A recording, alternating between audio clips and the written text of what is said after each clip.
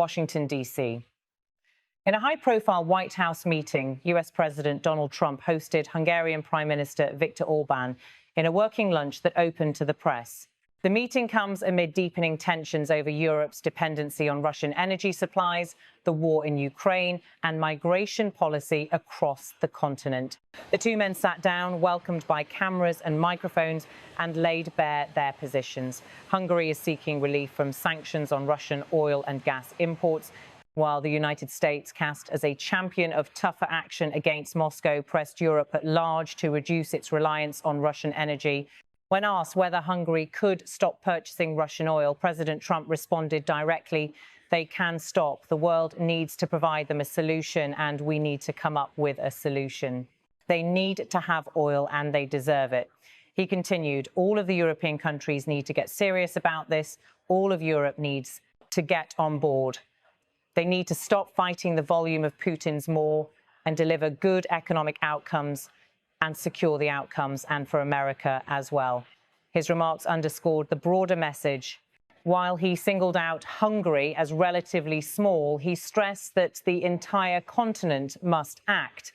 In reference to the war in Ukraine, he also said, "This war would never have happened if I were president.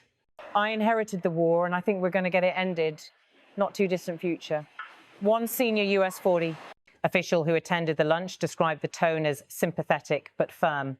Washington is willing to engage on Europe's energy vulnerabilities, but expects meaningful shifts away from Russian imports.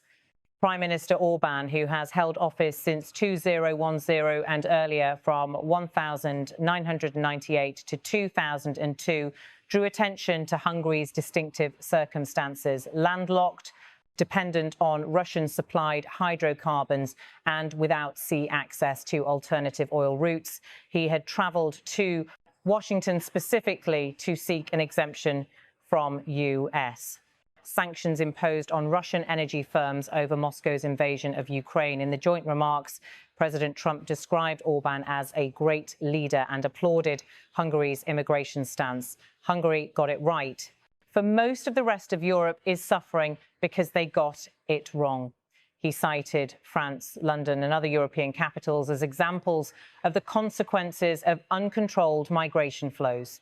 The Hungarian leader responded in kind. He called the meeting a new chapter in US-Hungary relations and signaled that Budapest might support a trilateral summit with President Vladimir Putin on Ukraine, potentially hosted in Budapest. Media coverage immediately noted that the US has granted Hungary a one-year exemption from its Russian energy sanctions in exchange for Hungary's commitment to purchase US liquefied natural gas and nuclear fuel. In the broader European context, nearly every major state is under pressure to cut purchases of Russian oil and gas as part of the strategy to impose maximum economic cost on Russia. Hungary has resisted this so far, citing its heavy dependence. Estimates show Hungary would lose more than 4% of GDP in the event of a full Russian gas cutoff. President Trump emphasized that while Hungary may be comparatively small, the message is continental. All of Europe needs to get on board. He stressed that technical problems such as pipelines and alternative routes are solvable, but the political will must be there. From Washington's perspective, the lesson is clear. If Europe continues to treat Russian energy as business as usual, the pressure on Moscow will be diluted and the leverage to end the war in Ukraine diminished. Prime Minister Orbán, meanwhile, faced domestic pressure. If Hungary is excluded from the sanctions regime, it may gain short-term relief. But critics say it risks being seen as Moscow's neighbour, rather than part of Berlin, Paris, Brussels strategy. His push for an exemption and for hosting a Trump-Putin summit has raised eyebrows in Kyiv as well as among European partners. Immigration policy was a second major theme of the meeting. President Trump used Hungary as an example of what he says should be widely replicated across Europe. He applauded Prime Minister Orbán's steadfast stance. Most of the rest of Europe have got it wrong. They've got to stop it. And not only stop it, they have to reverse it. He described migration flows into Europe as tremendous crime, entering through busier gateways. Orbán has indeed made migration a central plank of his domestic politics, often rejecting asylum seekers and imposing strict border controls. The US president cast Hungary as having done the right thing while casting France and Britain as cautionary tales. We saw what happened with London. We've got large simulated Islamic populations. Hungary, this right. Most of Europe, it right in the same way. The message to Europe: secure your borders, decide who comes in, and hold the line on illegal migration. For Washington, this aligns with a broader global populist trend of hardline immigration politics. In response to a question about when the war in Ukraine might end, President Trump stated, "I think it is unlikely that the important would have invaded Ukraine were I present up in office." I think we're going to get it ended not too distant future. He framed the conflict as avoidable under his hypothetical presidency and reaffirmed his view that Russian President Vladimir Putin is suffering from the toll of war, but still unwilling to stop. Trump said the basic dispute is that Russia doesn't want to stop yet. Orbán has floated hosting a summit between the US and Russia in Budapest, contending that his country could be neutral ground for de-escalation. While the venue is symbolic, Budapest was where Ukraine signed away its nuclear weapons in 1994. The idea remains controversial among Kyiv's supporters and NATO partners.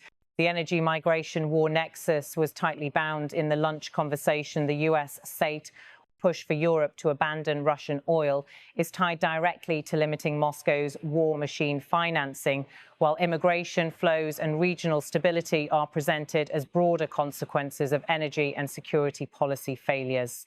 For Hungary, the payoff of the meeting appears to be tangible.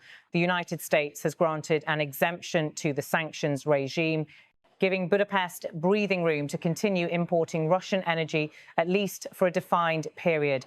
In exchange, Hungary has made commitments to purchase US LNG and diversify its supply.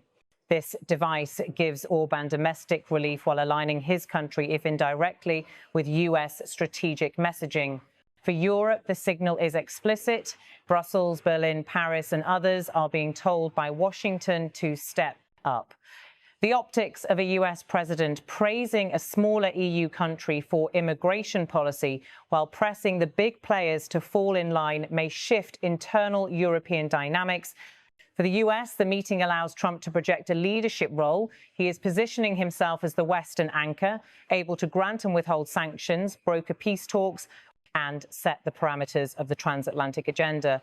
For Ukraine, however, there are mixed signals. On one hand, US pressure on Russian energy is foundational to Kyiv's defense strategy. On the other hand, the idea of a summit with Putin in Budapest, while tempting as a diplomatic breakthrough, raises questions about whether it would prioritize peace terms favorable to Ukraine or shortcuts that benefit Moscow. Kyiv analysts worry that compromised leverage may hamper the objective of restoring Ukraine's full sovereignty. For migration politics, the lunch underscores an ideological convergence. Populist, nationalist, sovereignty-based approaches to borders are being celebrated and reinforced at the highest levels of transatlantic diplomacy. The lunch between President Trump and Prime Minister Orbán at the White House was not merely ceremonial. It signaled a recalibration of several key axes: US-EU relations, energy sovereignty, migration governance, and the strategic calculus of the Ukraine war. Hungary secures flexibility in its energy policy. The US reasserts leadership. Europe is challenged. Ukraine watches warily. In the words of President Trump, all of Europe needs to get on board. That directive will now echo in the halls of Brussels and capitals across the continent.